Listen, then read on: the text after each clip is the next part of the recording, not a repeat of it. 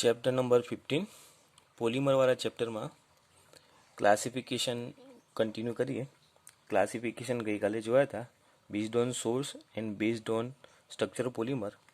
આજે પણ ક્લાસિફિકેશન જ જોવાના છે. આજનો ક્લાસિફિકેશનનો ટોપિક છે classification of polymer. Classification based on, આજે ક્લાસિફિકેશન જોવાના છે based on mode of polymerization. કયા ટાઈપનો પોલિમરાઇઝેશન રિએક્શન થાય છે એના બેઝ પર આજે ક્લાસિફિકેશન જોવાના છે. તો આજનો મેઇન ટોપિક છે classification based on mode of polymerization. Okay, હવે મોડ ઓફ પોલિમરાઇઝેશનના બેઝ પર જો ક્લાસિફાઈ કરીએ તો મોસ્ટલી બે ટાઈપના પોલિમર્સ જોવા મળે છે. એક છે એડિશન પોલિમર્સ અને એક છે કન્ડેન્સેશન પોલિમર્સ. એડિશન અને કન્ડેન્સેશન.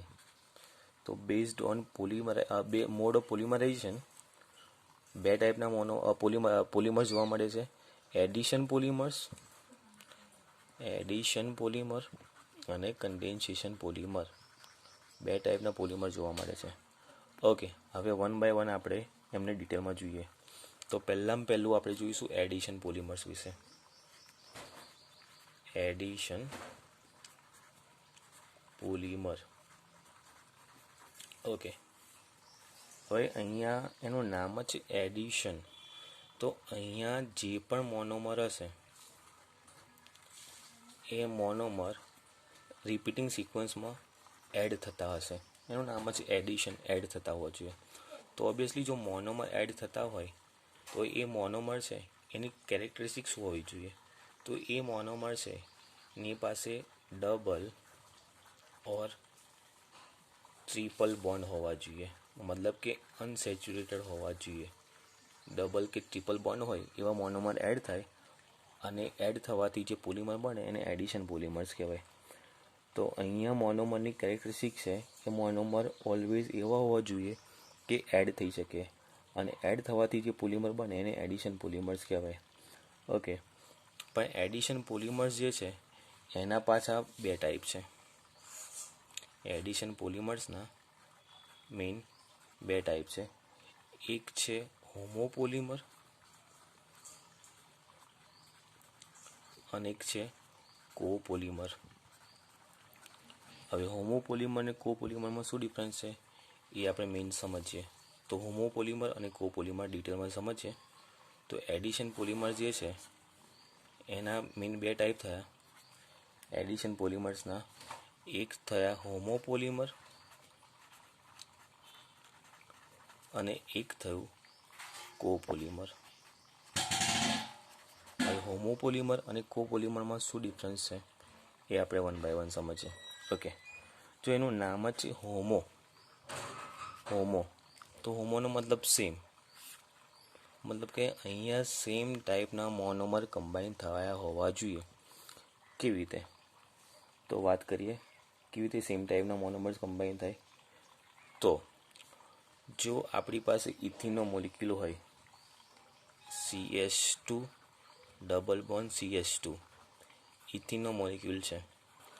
એન નંબર, એનનો મતલબ કે ગમે તેટલા મોનોમર હોઈ શકે, મતલબ કે એન એટલે નંબર ઓફ મોનોમર. એ 50 હોઈ શકે, 100 હોઈ શકે, 150 હોઈ શકે, 250 હોઈ શકે, ગમે તેટલા હોઈ શકે. જેટલા મોનોમર એડ થતા હોય એટલા હોઈ શકે. તો એ ઇથિનનો મોલિક્યુલ છે એનું રિપીટેશન એડિશન થશે, પોલિમરાઇઝેશન રિએક્શન થશે અને પોલિમરાઇઝેશન રિએક્શન પત્યા પછી આપણને એ જે ઇથિનના મોલિક્યુલ છે એ એડ થયેલા જોવા મળશે અને એડ થયેલા જે જોવા મળશે એને આપણે કહીએ છીએ પોલિથીન. તો આ બની ગયો પોલિથીન. તો મતલબ કે અહીંયા ઇથિનના મોલિક્યુલ એડ થયા છે અને પોલિથીન બન્યો છે. અહીંયા એક જ ટાઈપના મોનોમર એડ થયા છે, એક જ ટાઈપના, સેમ ટાઈપના મોનોમર. બીજો એક પણ મોનોમર અહીંયા ઇથિન સિવાય એડ થયો નથી. ફક્ત અને ફક્ત એક જ ટાઈપના મોનોમર એડ થયા છે. જો એક જ ટાઈપના મોનોમર એડ થયા હોય, સેમ ટાઈપના મોનોમર એડ થયા હોય અને પોલિમર બન્યો હોય તો એવા પોલિમર્સને હોમોપોલિમર કહેવાય. તો એના નામ પરથી જ આપણને આઈડિયા આવે છે હોમોપોલિમરનો મતલબ. હોમોપોલિમર સેમ ટાઈપના મોનોમર ભેગા થવાથી એડ થવાથી જે પોલિમર બને હોય એને હોમોપોલિમર કહેવાય. અને આ અલ્ટિમેટલી હોમોપોલિમર કોનો પાર્ટ છે? એડિશન પોલિમર્સનો. એટલે ઓબ્વિયસલી અહીંયા જે છે એડિશન પોલિમર્સમાં મોનોમર ફક્ત એડ થયા છે. એડિશન પોલિમર્સમાં ફક્ત એડ જ થાય, છૂટું કશું પડે નહીં, રિલીઝ કશું થાય નહીં. તો જો અહીંયા ઇથિનના બધા મોનોમર્સ એડ જ થયા છે. ડ્યુરિંગ રિએક્શન કશું નીકળ્યું નથી, કશું છૂટું પડ્યું નથી, કશું રિલીઝ નથી થયું. એટલે જ આ એડિશન પોલિમરનો પાર્ટ છે. એડિશન પોલિમર્સમાં જ ખાસ એને પોલિમર કહેવાય. એટલે એડિશન પોલિમર તો ખરો, પણ એનો સબ ગ્રુપ થયો હોમોપોલિમર. એટલે એડ તો થયા જ છે, પણ એડ કયા થયા છે? સેમ મોનોમર એડ થયા છે. એટલે આપણે એને એડિશન પોલિમર પણ કહેવાય ને હોમોપોલિમર પણ કહેવાય. એટલે મતલબ કે સેમ ટાઈપના જો મોનોમર એડ થતા હોય તો એ હોમોપોલિમર થયા. હવે કોપોલિમરમાં શું હશે? તો એનું નામ છે કોપોલિમર. તો કોનો મતલબ બે ડિફરન્ટ ટાઈપના મોનોમર જે છે, તો ડિફરન્ટ ટાઈપના મોનોમર એ કમ્બાઈન થાય. એક્ઝામ્પલ છે, એનું બેસ્ટ એક્ઝામ્પલ છે બ્યુના એસ રબર. બ્યુના એસ એમાં બે ડિફરન્ટ ટાઈપના મોનોમર એડ થાય છે. કેવી રીતે બ્યુના એસ બને છે એ આપણે જોઈએ. બ્યુના એસ તો આપણી પાસે છે 1,3 બીટાડાઇન. જો 1,3 બીટાડાઇન છે એટલે બીટાડાઇન હોય એટલે ટોટલ કાર્બન કેટલા? 4 કાર્બન હશે. અને 1,3 એટલે પહેલા નંબર પર અને થર્ડ નંબર પર ડબલ બોન્ડ હશે.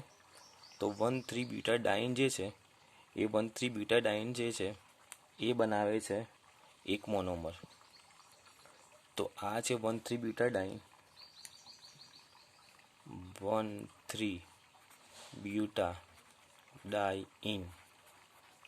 બ્યુટા એટલે 4 કાર્બન, 1,3 એટલે ફર્સ્ટ ને થર્ડ પર, ડાઇન એટલે ફર્સ્ટ ને થર્ડ પર ડબલ બોન્ડ.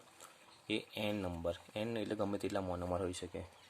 એ કમ્બાઈન થશે, 1,3 બીટાડાઇન કમ્બાઈન થશે બીજા મોનોમર સાથે. એ મોનોમરનું નામ છે સ્ટાયરીન. સ્ટાયરીન એટલે બેન્ઝીનની રિંગ પર C6H5ની રિંગ પર CS ડબલ બોન્ડ CS2 હોય એને સ્ટાયરીન કહેવાય. તો આ થયો સ્ટાયરીન. તો જો અહીંયા બે ડિફરન્ટ ટાઈપના મોનોમર કમ્બાઈન થયા છે. એક થયો છે 1,3 બીટાડાઇન અને એક છે સ્ટાયરીન. તો જો ડિફરન્ટ ટાઈપના મોનોમર કમ્બાઈન થાય અને પોલિમર બને તો અહીંયા પોલિમર કેવી રીતે બનશે એની વાત કરીએ. તો જો અહીંયા પોલિમર કેવી રીતે બને છે, તો અહીંયા 1,3 બીટાડાઇન એક મોનોમર કમ્બાઈન થયો, CS double bond CH, CS2, CS2 CH, C6H5. તો આ જે બન્યો છે એ બન્યો છે બ્યુના એસ. બ્યુના એટલે બ્યુટાડાઇનનો બ્યુ અને સ્ટાયરીનનો એસ. તો બ્યુના એસ ભેગો થયો તો 1,3 બીટાડાઇન અને સ્ટાયરીન કમ્બાઈન થાય. હવે અહીંયા જે ડબલ બોન્ડ અહીંયા જે પોઝિશન પર હતા, પોલિમરમાં એ પોઝિશન પર ના હોય, ત્યાં એની પોઝિશન ચેન્જ થઈ જાય. કારણ કે જ્યારે મોનોમર કમ્બાઈન થતા હોય તો એની ડબલ બોન્ડની પોઝિશન સેમ રહે નહીં, એ પોઝિશન ચેન્જ થઈ જાય. તો અહીંયા ફક્ત એક જ ડબલ બોન્ડ છે એમાં, અને એ પણ 1, 2 સેકન્ડ નંબરના કાર્બન પર છે. હવે ટોટલ કાર્બન અહીંયા કેટલા કમ્બાઈન થયા હતા? તો અહીંયા બેન્ઝીનની રિંગ હતી, એ બેન્ઝીન રિંગ તો છે C6H5. આ ટોટલ કાર્બન હતા 1,3 બીટાડાઇન 4 કાર્બન અને 2 કાર્બન. તો ટોટલ 6 કાર્બન થવા જોઈએ. તો 1, 2, 3, 4, 5, 6 કાર્બન થયા. અને C6H5 જે બેન્ઝીન રિંગ છે એ અહીંયા ગઈ, અને અહીંયા જે ડબલ બોન્ડ હતા એ ડબલ બોન્ડ ફક્ત સેકન્ડ નંબરના કાર્બન પર આવી ગયા. તો આ થયું 1,3 બીટાડાઇન અને સ્ટાયરીન કમ્બાઈન થઈને બન્યું છે બ્યુના એસ. તો આ પોલિમર છે એ કોપોલિમર કહેવાય. કોપોલિમર મતલબ બે ડિફરન્ટ ટાઈપના મોનોમર કમ્બાઈન થવાથી જે પોલિમર બનતા હોય એને કોપોલિમર કહેવાય. ઓકે, હવે આપણે જોઈશું કન્ડેન્સેશન પોલિમર્સ. આ ફર્સ્ટ નંબરનો જોયું એડિશન પોલિમર્સ, સેકન્ડ નંબરનો જોઈશું કન્ડેન્સેશન પોલિમર્સ. તો સેકન્ડ નંબરનું છે કન્ડેન્સેશન પોલિમર્સ. કન્ડેન્સેશન પોલિમર્સ એટલે શું? તો કન્ડેન્સેશન પોલિમર્સના નામ પ્રમાણે જ જ્યારે મોનોમર્સ કમ્બાઈન થતા હોય અને એ જે મોનોમર છે એ મોનોમર કાં તો બાયફંક્શનલ કાં તો ટ્રાયફંક્શનલ હોવા જોઈએ, કાં તો 2 ફંક્શનલ ગ્રુપ કાં તો 3 ફંક્શનલ ગ્રુપ હોવા જોઈએ. અને એ જ્યારે કમ્બાઈન થતા હોય મોનોમર ત્યારે કશુંક ને કશુંક રિલીઝ થાય, કશુંક ને કશુંક છૂટું પડે. જો એડિશન પોલિમર્સમાં કશું છૂટું નહોતું પડતું, બધા ભેગા જ થતા હતા. પણ કન્ડેન્સેશન પોલિમર્સમાં જ્યારે પણ મોનોમર્સ કમ્બાઈન થાય તો કંઈક ને કંઈક રિલીઝ થાય. એ રિલીઝ શું થઈ શકે? કાં તો વોટરનો મોલિક્યુલ રિલીઝ થાય, કાં તો આલ્કોહોલ રિલીઝ થાય, કાં તો કંઈનું કંઈ બીજું કંઈ પણ રિલીઝ થઈ શકે, HCl રિલીઝ થઈ શકે. તો મતલબ કે કન્ડેન્સેશન પોલિમર્સનો મતલબ જ્યારે મોનોમર્સ કમ્બાઈન થતા હોય તો કાં તો વોટર, કાં તો આલ્કોહોલ, કાં તો HCl, કાં તો કંઈનું કંઈક રિલીઝ થાય, છૂટું પડે અને મોનોમર્સ કમ્બાઈન થાય. એને કન્ડેન્સેશન પોલિમર્સ કહેવાય.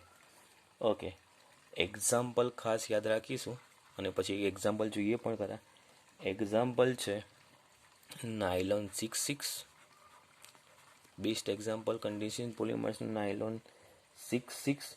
બીજું એક્ઝામ્પલ છે ડેક્રોન, જેને આપણે ટેરિલિન પણ કહીએ છીએ. ડેક્રોન, જેનું બીજું નામ છે ટેરિલિન, જે આપણે આગળ જોવાના જ છે. પછી છે નાયલોન 6.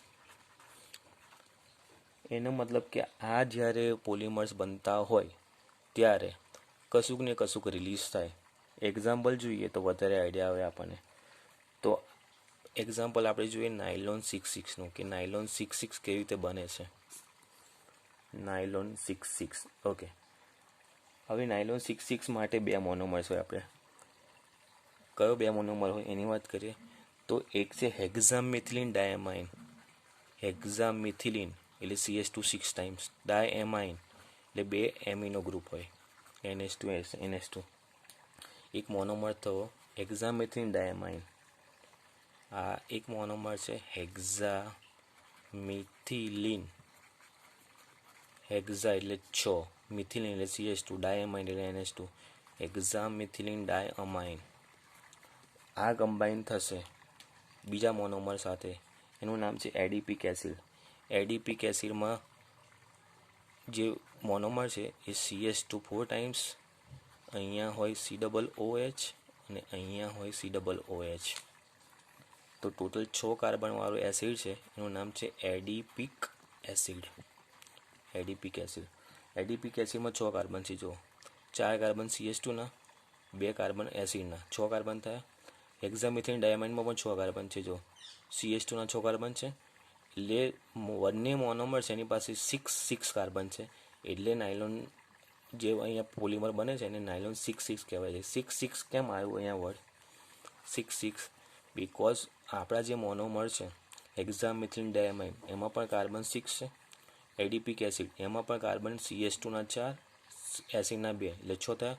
તો 6 કાર્બન આના અને 6 કાર્બન આના, એટલે પણ આ પોલિમરને નાયલોન 66 કહેવાય. ઓકે, હવે રિએક્શન કેવી રીતે થશે એની વાત કરીએ અને પ્રોડક્ટ કેવી રીતે બને. તો અહીંયાથી નીકળશે OH એસિડ પાસેથી અને આની પાસેથી નીકળશે H. ફરીથી એસિડ આપશે OH, એમિનો ગ્રુપ આપશે H. HOH નીકળવાથી, HOH ભેગા થવાથી H2 નીકળે. આપણે હમણાં જ ભણીએ કે કશુંક ને રિલીઝ થાય, તો અહીંયા રિલીઝ શું થયું? વોટર રિલીઝ થયું, તો H2 રિલીઝ થાય. એવી રીતે અહીંયાથી H છૂટો પડ્યો છે, બાજુવાળા એડિપિક એસિડ OH આપ્યો છે, તો H ને OH ભેગા થવાથી H2 છૂટા પડ્યા, તો અહીંયા H2 છૂટા પડ્યા. તો હવે પોલિમર કેવી રીતે બન્યો? તો અહીંયાથી NH2 પાસેથી H જતો રહ્યો હશે, તો અહીંયા વધ્યો હશે NH. અહીંયા CH2 6 ટાઈમ્સ તો છે જ, CH2 6 ટાઈમ્સ. અહીંયા વધ્યો હશે NH, અહીંયા વધ્યો હશે CO. અહીંયા OH જતો ને એટલે CO વધ્યો, COની જોડે વધ્યું હશે CH2 4 ટાઈમ્સ અને CO. તો આ જે પોલિમર થયો એ પોલિમર થયો નાયલોન 66. નાયલોન 66. તો નાયલોન 66ની અંદર એડિપિક એસિડમાંથી એસિડ ગ્રુપ પાસેથી OH અને અહીંયા હેક્ઝામિથિલિન ડાયમાઇનમાંથી એમિનો ગ્રુપ પાસેથી H. OH ને H છૂટા પડે, H2 છૂટો પડી ગયો, અહીંયા વધ્યો NH, અહીંયા વધ્યો CO. NH અને CO બંને કમ્બાઈન થયા અને એમાઇડ લિંકેજ બની. એટલે આ પોલિમરને પોલીએમાઇડ લિંકેજનું પોલિમર પણ કહેવાય. અને NH CO કમ્બાઈન થયા અને બન્યો નાયલોન 6 નાયલોન 6 અને કેમ કહેવાય છે? બિકોઝ અહીંયા હેક્સામિથાઇલ ડાયમાઇન પાસે પણ 6 કાર્બન છે અને એડિપિક એસિડ પાસે પણ 6 કાર્બન છે. 6 કાર્બનવાળા મોનોમર ભેગા થાય છે એટલે આને નાયલોન 6 પોલિમર કહેવાય. ઓકે, તો આપણે ભણ્યા હતા classification based on mode of polymerization. એમાં આપણે એડિશન પોલિમર જોયા અને કન્ડિશનેશન પોલિમર જોયા. હવે નેક્સ્ટ ક્લાસિફિકેશન જોવાના છે આપણે. તો નેક્સ્ટ ક્લાસિફિકેશન છે આજનું ક્લાસિફિકેશન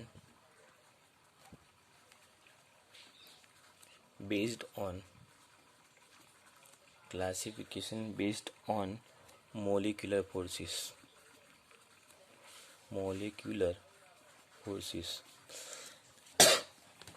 ઓકે, તો જ્યારે પણ પોલિમર્સ બનતા હોય છે એ ડિફરન્ટ ફિલ્ડમાં યુઝ થતા હોય છે અને ડિફરન્ટ ફિલ્ડમાં યુઝ થવા માટે એની અલગ અલગ કેરેક્ટરિસ્ટિક હોય છે. તો મોસ્ટલી અમુક જે પોલિમર છે એની ટેન્સાઇલ સ્ટ્રેન્થ હાઈ હોય, એ હાઈ ટેન્સાઇલ સ્ટ્રેન્થવાળા હોય છે. અમુક જે પોલિમર હોય છે એની ઇલાસ્ટિસિટી સારી હોય છે, અમુક જે પોલિમર હોય છે એ ટફ હોય છે. તો આ બધી કેરેક્ટરિસ્ટિક શેના પર ડિપેન્ડ કરે છે? તો આ બધી જે કેરેક્ટરિસ્ટિક છે ડિપેન્ડ કરે છે મોલિક્યુલર ફોર્સિસ પર. મતલબ કે પોલિમરની અંદર કયા ટાઈપના મોલિક્યુલર ફોર્સિસ છે, કયા ટાઈપના ઇન્ટરેક્શન છે, કયા ટાઈપના ફોર્સ છે એના પર ડિપેન્ડ કરે. એને મોલિક્યુલર ફોર્સિસ કયા? તો મોસ્ટલી મોલિક્યુલર ફોર્સિસ હોય વાન્ડરવાલ્સ ફોર્સ હોય શકે, કાં તો હાઇડ્રોજન બોન્ડ હોઈ શકે, કાં તો બીજા કોઈ ટાઈપના બોન્ડ હોઈ શકે. તો આ ટાઈપના જે ફોર્સિસ છે એ ફોર્સિસ પોલિમરમાં જો પ્રેઝન્ટ હોય તો એ અલગ અલગ ફોર્સિસના લીધે એ પોલિમરની અલગ અલગ પ્રોપર્ટી હોઈ શકે અને એ પ્રોપર્ટી પ્રમાણે એ પોલિમરનો યુઝ અલગ અલગ જગ્યાએ થઈ શકે. તો એના બેઝ પર જો જોવા જઈએ તો એના બેઝ પર મોલિક્યુલર ફોર્સિસના બેઝ પર 4 ટાઈપના પોલિમર જોવા મળે છે, જે આપણે 1 by 1 જોવાના છે. તો કયા 4 ટાઈપના પોલિમર છે એ તમને એકવાર બ્રીફમાં કહી દો. તો પહેલું છે ઇલાસ્ટોમર, બીજું છે ફાઇબર્સ, ત્રીજું છે થર્મોપ્લાસ્ટિક અને ચોથું છે થર્મોસેટિંગ.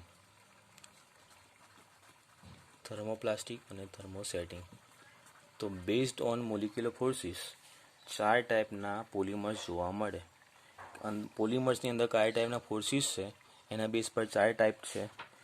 4 ટાઈપમાં છે, એક છે ઇલાસ્ટોમર, પછી છે ફાઇબર્સ, પછી છે થર્મોપ્લાસ્ટિક અને ચોથું છે થર્મોસેટિંગ. 1 by 1 આપણે જોવાના છે ડિટેલમાં. પહેલું જોઈએ ઇલાસ્ટોમર.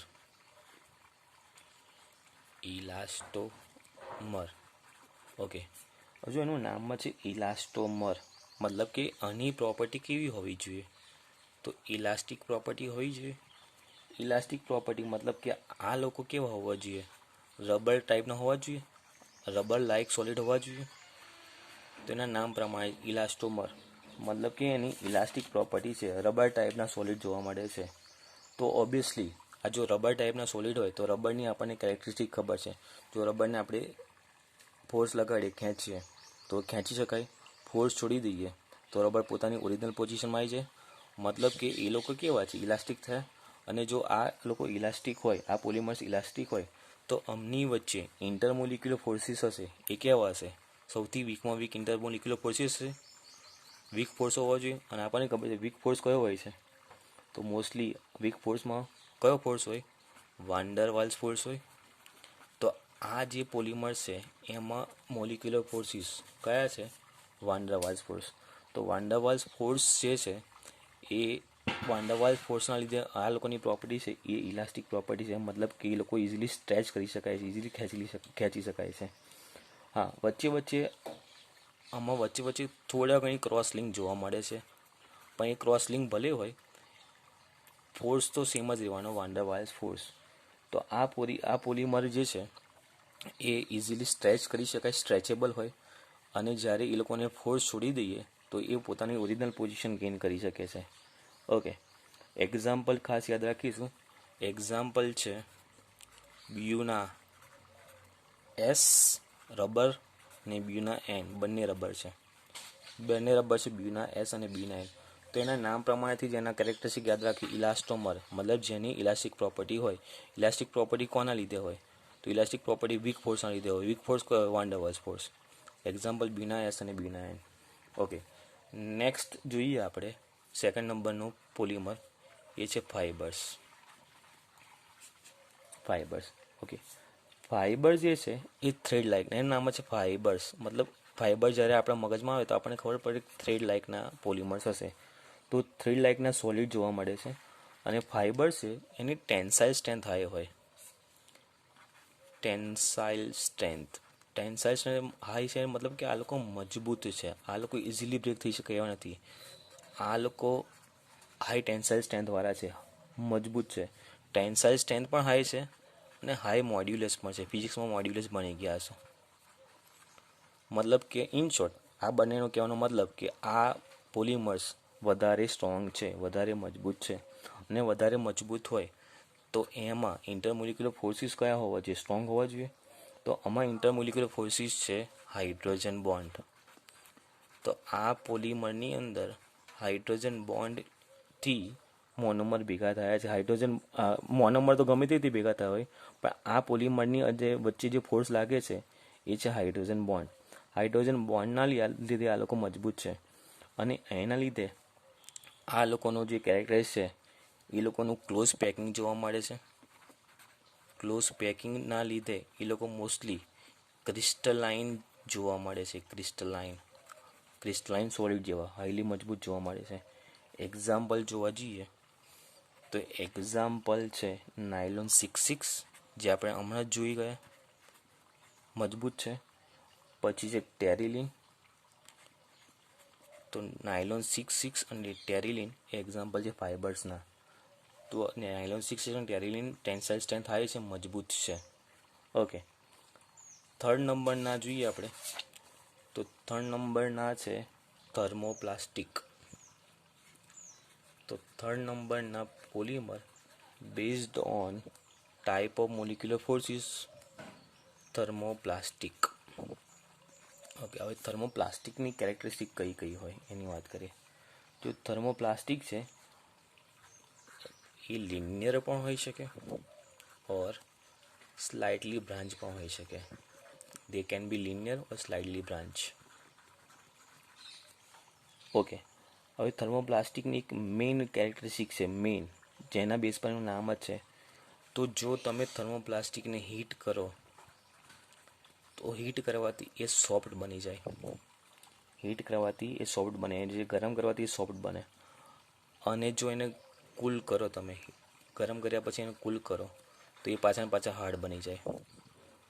તો મેઇન કેરેક્ટરિસ્ટિક યાદ રાખજો.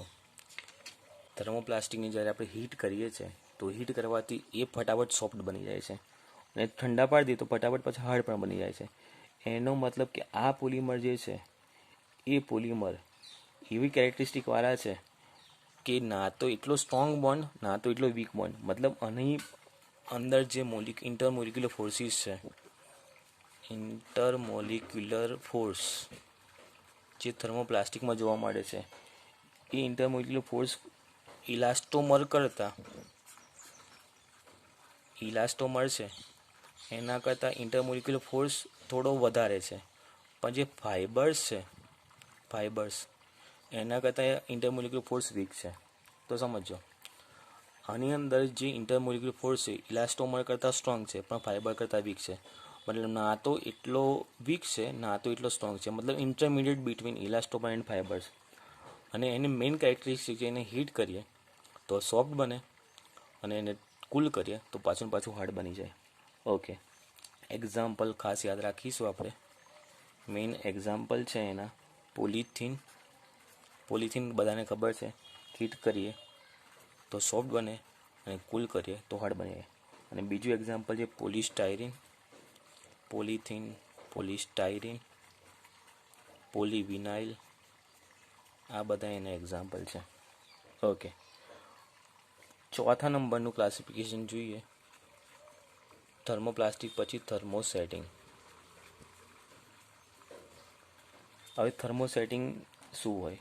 તો આમાં જે પોલિમર છે એ આમાં લિનિયર હતા, આમાં લિનિયર નથી, આમાં ક્રોસ લિંક છે.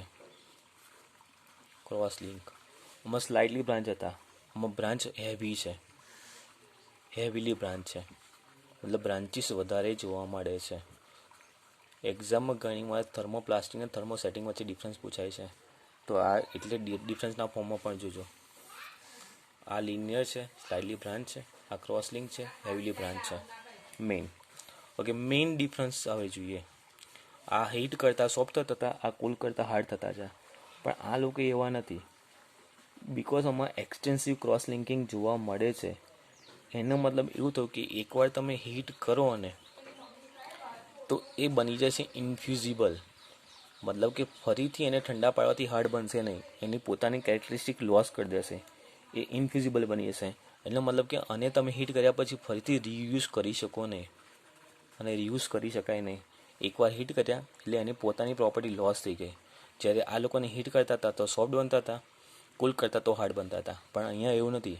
અહીંયા તમે હીટ કરો તો એની પોતાની પ્રોપર્ટી લૂઝ થઈ જાય, ઇન્ફ્યુઝિબલ બની જાય, અને એ જે છે રીયુઝ કરી શકાય નહીં. બિકોઝ એમાં હેવીલી બ્રાન્ચ છે, ક્રોસ લિંક છે.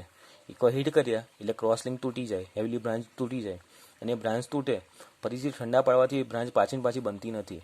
એટલે મતલબ કે એકવાર હીટ કરવાથી એ લોકો ઇન્ફ્યુઝિબલ બની જાય છે, રીયુઝ કરી શકાતા નથી. તો આ એની મેઇન કેરેક્ટરિસ્ટિક છે. તો મેઇન ડિફરન્સ આ બંને વચ્ચે. ઓકે, એક્ઝામ્પલ જોઈએ તો એક્ઝામ્પલ છે બેકેલાઇટ, જે આપણે સ્વિચ બોર્ડમાં ને એમાં યુઝ કરીએ છીએ. તો તમને આઈડિયા આવશે કે સ્વિચ બોર્ડને તમે સ્વિચ બોર્ડના જે પેલા પાર્ટ છે એને તમે ગરમ કરો તો એ ગરમ કરવાથી એકવાર ઇન્ફ્યુઝિબલ બની જાય, એને ફરીથી યુઝ કરી શકાય નહીં. તો એક એક્ઝામ્પલ છે બેકેલાઇટ, અને બીજું એક્ઝામ્પલ છે યુરિયા ફોર્માલ્ડિહાઇડ રેઝિન, જે આપણે ડિટેલમાં આગળ જોવાના જ છે. બધા ખાલી નામ યાદ રાખો, યુરિયા ફોર્માલ્ડિહાઇડ રેઝિન.